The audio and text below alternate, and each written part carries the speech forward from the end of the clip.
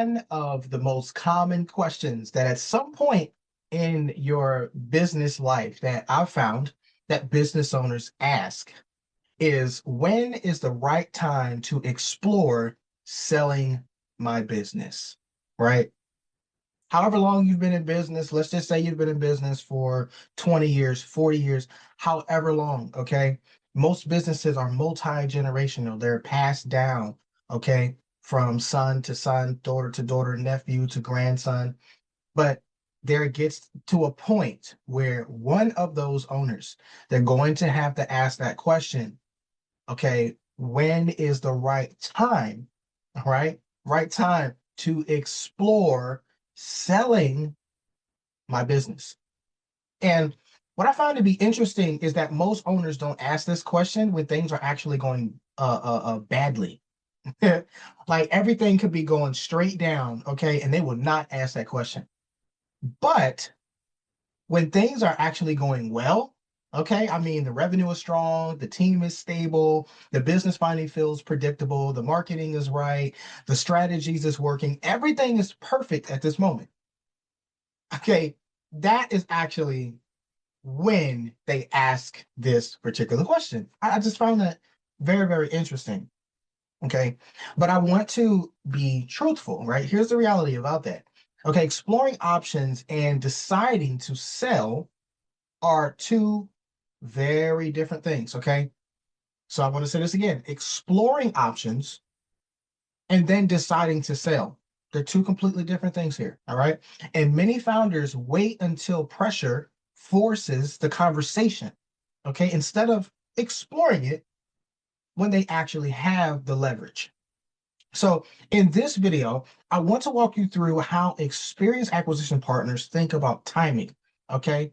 Why waiting too long can limit optionality and how owners can explore possibilities without committing to an exit. My name is Anthony Hitch, founder of Quantum Advisory Group, and let's get into this video. So, first up, the big misunderstanding about timing here, okay? So, most founders believe the right time to explore selling is when they feel ready to step away from the business. But buyers don't evaluate readiness emotionally like how business owners do. Okay. What buyers actually evaluate is momentum. Okay. Acquisition partners typically become interested when a business owner shows four things.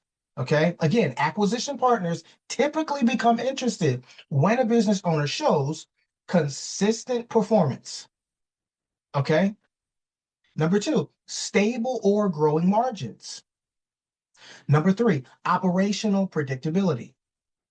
Hmm? And as well, number four, a clear path forward. So, to make it make sense, in other words, buyers are attracted to businesses that still have some energy left in them, right? Still has some energy left in them.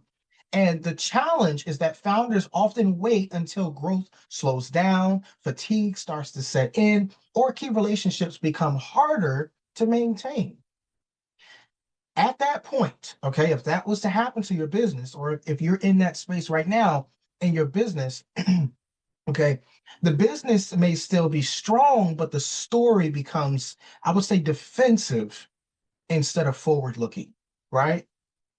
And the best timing usually isn't when you're done, right? It's when the business still has multiple future paths available, right? So moving on. Another misconception is that exploring acquisition conversations means you're committing to a sale. Just because you're looking, it doesn't mean that you're committing to sell the business. That when you start looking to sell your business, that doesn't mean that you're ready to sell the business. Okay. In reality, many conversations never lead to transactions. Okay. And that's not a failure. What it is just it's information, right? It's just information. All right. Exploring options allows owners to understand four things here. So, number one, how the market views your particular business. Okay. Again, I'm talking about exploring options that allows owners to understand how the market views their business. Okay. Number two, what buyers value most, right? What buyers value most. Number three, where risks may exist that weren't obvious internally. Okay. That's going on inside the business, right? And what improvements could increase long-term value.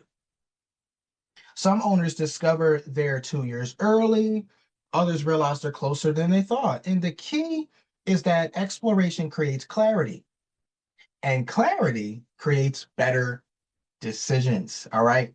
Stay with me here. All right.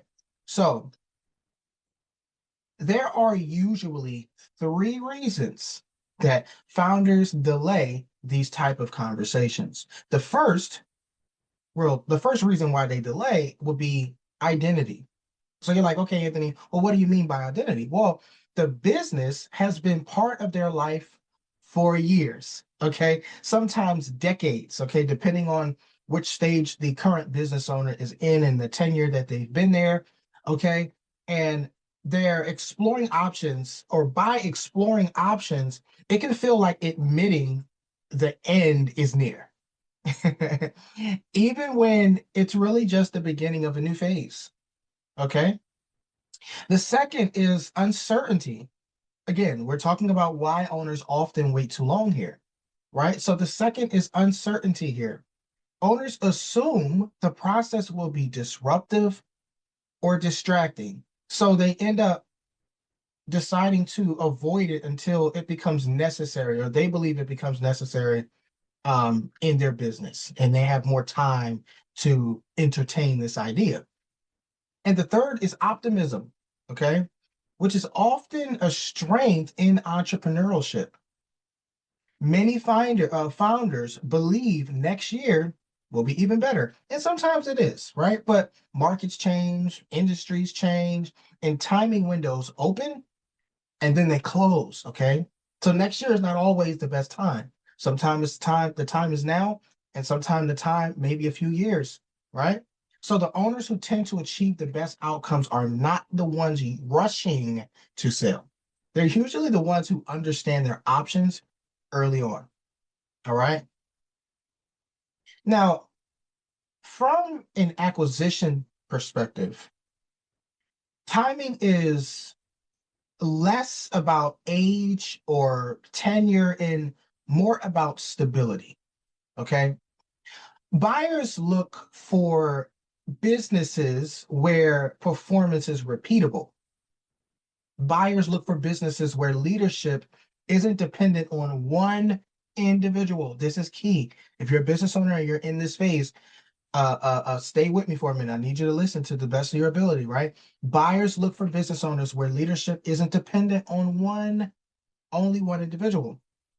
Buyers look for businesses where customers are diversified, right? We got everybody coming to your business, okay?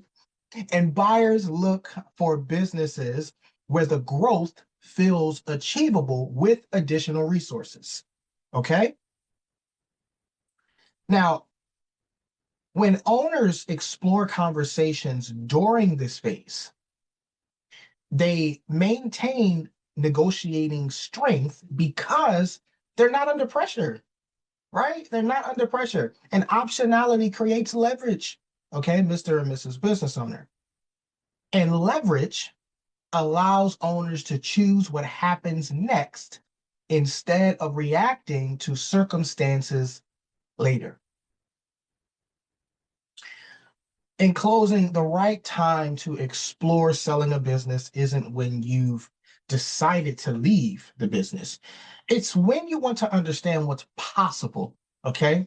When you want to know what's going on, right? And for many founders, simply understanding how acquisition partners think changes how they build and how they grow and also prepare their companies, even if it's even if they're not ready to sell, right? Because at the end of the day, strong businesses are built with options in mind. And in the next video, we're going to talk about something that surprises many, many business owners, okay? why revenue alone doesn't necessarily increase business value, and what buyers actually look at beyond top line growth.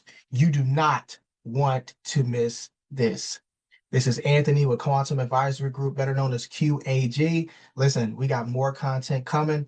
It is such an honor and a pleasure, okay, to give you this information to prepare you for the next phase in your business. Thank you so much. Stay tuned. Don't forget to like, share, and subscribe. We got more content coming.